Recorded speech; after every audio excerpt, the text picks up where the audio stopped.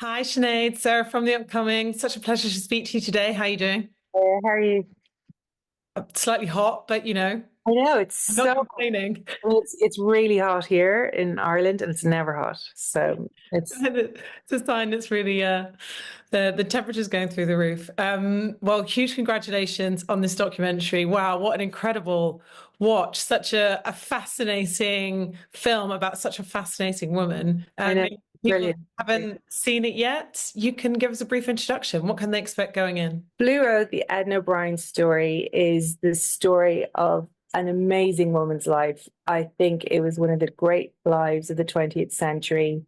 Edna O'Brien is a woman from Clare in Ireland who came from very humble background and ended up writing some of the best books ever written, I think, and leading a very dazzling but volatile love life. Admirers included Marlon Brando, Robert Mitchum, and actually a whole kind of litany of bad men. And she died last year, age 93, and it was a truly legendary life. What was your personal connection to her work? Can you remember a time when you sort of first read one of her books?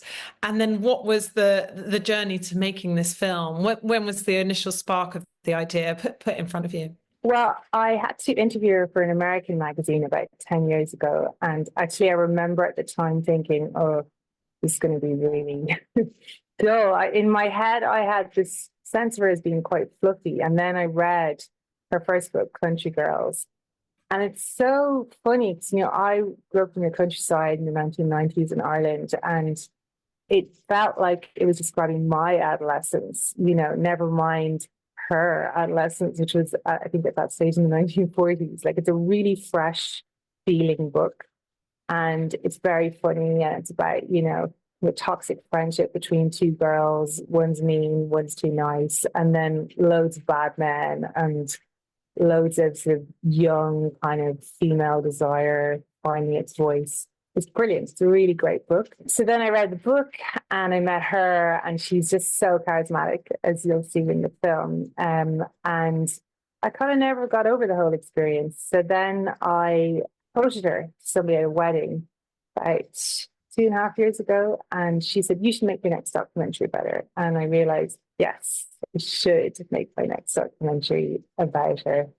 So I spent about a year trying to get Edna to agree, but I didn't even get through to her. I was kind of speaking to her agents and representatives, and she wasn't that interested. So I went back to the guest at the wedding, who was a film producer called Barbara Broccoli, who makes the James Bond films, and she said she would ask Edna herself because Edna was one of her best friends.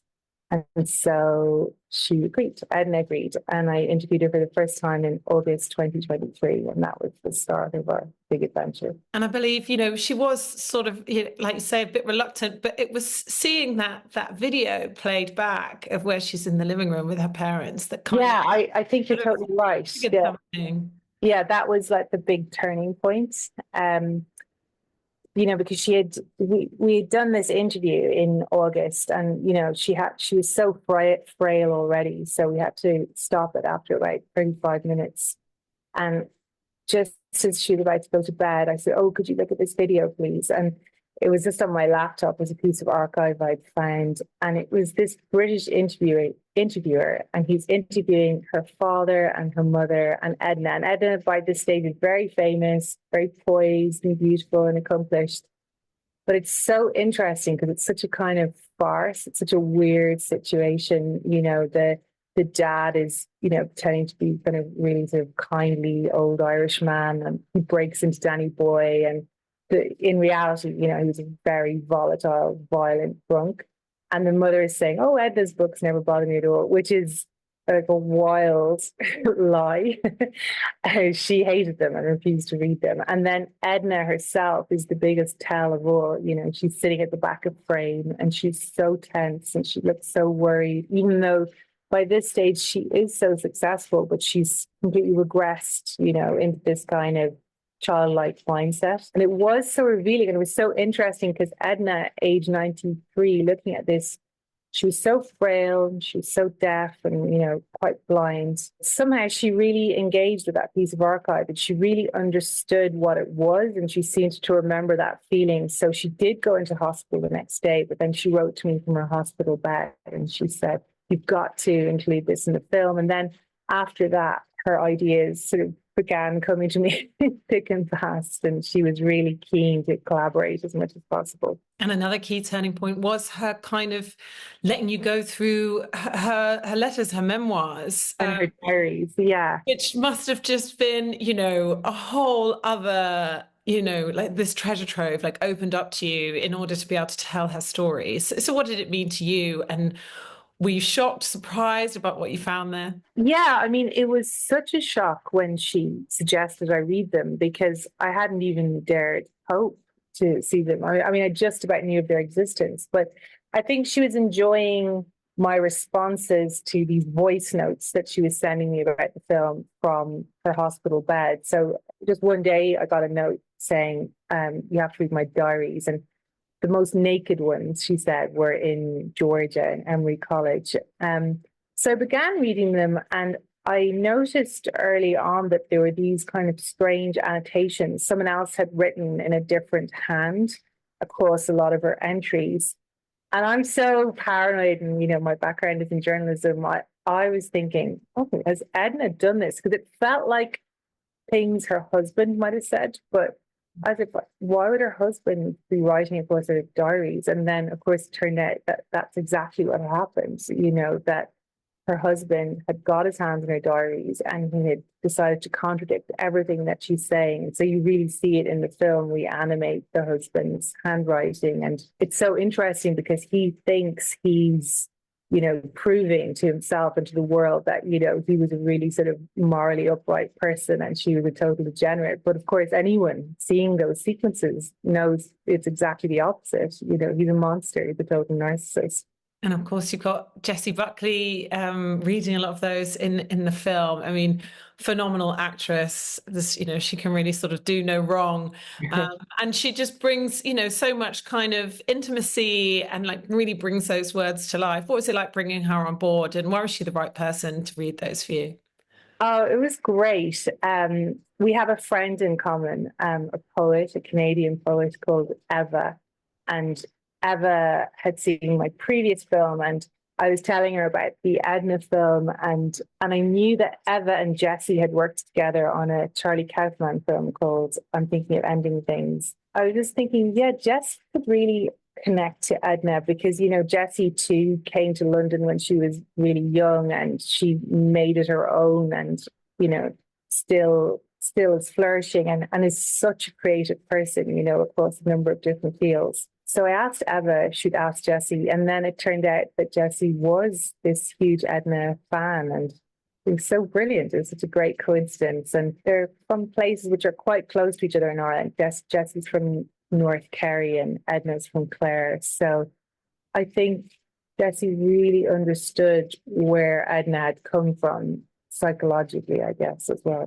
And I mean, some of my favorite bits are also the sort of TV interviews. Yeah. And I think perhaps they most sort of like readily capture just how trailblazing, how witty, how kind of unapologetic she was. And I sort of feel like I try to imagine, a female writer going on TV and even saying some of those things now, and probably would still get some raised eyebrows. So how much fun was it to kind of go back through those and put those into the film? I think the one where she's sort of like, men are only useful for a bit of pleasure. With Evan Bragg, yeah. That's a brilliant piece. In fact, I considered having that at the very start of the film because it's such a great showstopper. But yeah, I had done a lot of research during that year when I was waiting for Edna to answer my messages, which never happened. I spent a lot of time looking at old archive, and then eventually when we did get the film up and running, we hired an archive producer called Paul Bow, who worked on the Amy Winehouse documentary and Sine. And so he was fantastic. He was dredging these old archives, because there turned out there was so much stuff. Edna had been on TV all the time throughout the 1970s and 1980s. So actually the challenge was to cull it. And, you know, because you could just, I mean, I really would just watch half an hour of Edna on chat shows. She's just so funny. And I guess from, you know, the point of view of the form of the documentary, I think the other thing I really love about it is it does feel so kind of almost like a patchwork, you know, it's so sort of good. You know, how did you know it was going to take that final form, or was it something that almost happened quite organically, like being able to feed in all these different parts? Because, you know, there is this balance of heart and humor, and there's some really quite sort of harrowing moments, but then, you know, in the next minute, there's also something that's, you know, full of levity. So it feels like that way of putting it together really lends itself to sort of capturing the full image of this person. I don't know. I guess the only plan I had in my head at the start was I felt Edna was such a brilliant interview subject that I wanted to use as much of that Black interview, I call it, as possible. And I also felt it was really important to try to tell as much of her life story as possible, and therefore to try to be chronological about it. You know, sometimes films will focus on just one era of a person's life, which makes a lot of sense. But I felt with Edna's life, it had been so extraordinary and it had so many different phases, and she was so old, and there were so many different types of historical change, you know, that she lived through. I just thought it would be great to try to somehow capture all of that. So that was the kind of original intention. And then, you know, things kept changing, like the diaries came to me, and then the archive proved richer than I'd ever imagined. And then we got to do a second interview with Edna. So yeah, I think a patchwork quilt is a beautiful way to describe it.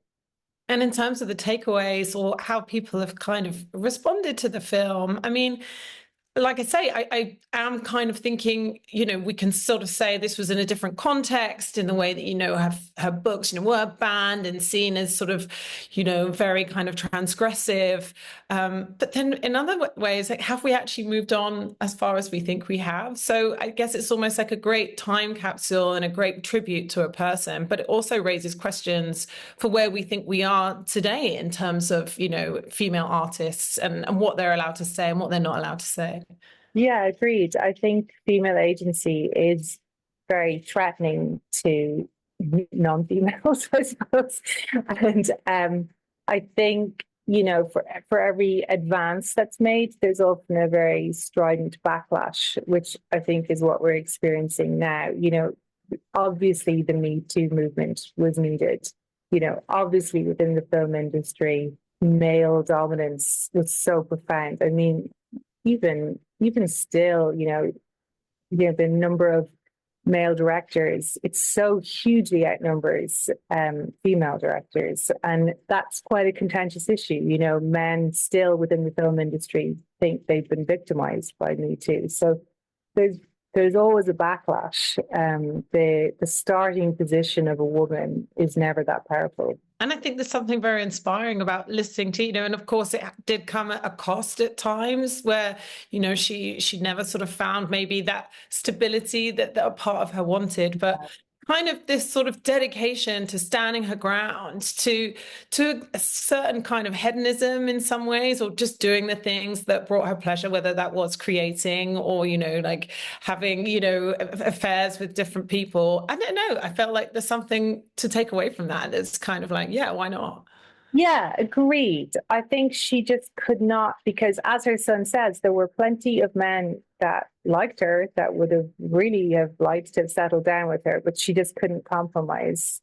And she wanted to be free, and freedom was very, very important to her. But she suffered for it, I think. I mean, some of those affairs were truly disastrous. Obviously, you know, this launching with Sky Arts as part of the Sisters of Disruption season, you know, alongside the likes of Greta Garbo. I mean, what does that mean to you? And why do you think it is important, I guess, to platform these stories? Because it's true that maybe, you know, the people out there don't even know her as an author or don't know her writing, you know, alongside other female artists. And it seems like it's important to make sure that they're kind of given the platform and the wide exposure that they deserve. I mean, I think I couldn't have said it better than you've already, as you've already said it. But I think it is important for people to realize that, you know, there are precedents for this kind of female agency and female creativity, and that, you know, things didn't begin yesterday with, say, Taylor Swift, who I don't think would claim that for herself. But, you know, there has been a long history of women being independent and creative, and they've endured a lot, and they've, you know, we're really standing on their shoulders a lot of the time. So I think a series like that is really important to make a point of this. And if there was one scene or a moment in the film that you would pick out as your favorite, or you'd hope people would remember walking out the cinema, what would it be? Oh, it's a great question. I like a lot of moments in the second half of the film. I really like when she's writing these books called A Pagan Place and Night, and we see her embracing a tree in her nightdress, and it's all footage that actually her teenage son Carlo shot. And I just think it's amazing how he shot this incredibly brilliant documentary of his mother and his grandfather, kind of without realizing it and without ever anticipating that they were going to be these kind of jewels in the crown of a documentary much later, decades later on. I think the scene with her father when she's talking about the last time she sees him at the end, I find that very touching. I really love it. 100%. And just very quickly, do you know what you're going to be working on next? Have you got another film sort of in the works? Yeah, I do. And we've nearly finished shooting it. And we've kind of started editing it. But as usual, we're doing it all backwards because we're not fully financed. So it's just a mess. So that's kind of what I'm doing at the moment. Can you tell us what it's about? Or It's a bit more political, this one. It's probably quite a bad time to be political, but it's a good story. It's a kind of about a kind of would-be revolutionaries. amazing. Well, thank you so much for sharing all that with me. Huge congratulations on such a wonderful, wonderful film. And I can't wait for everyone else to see it. Thanks so much. Oh, thank you so much. Take care.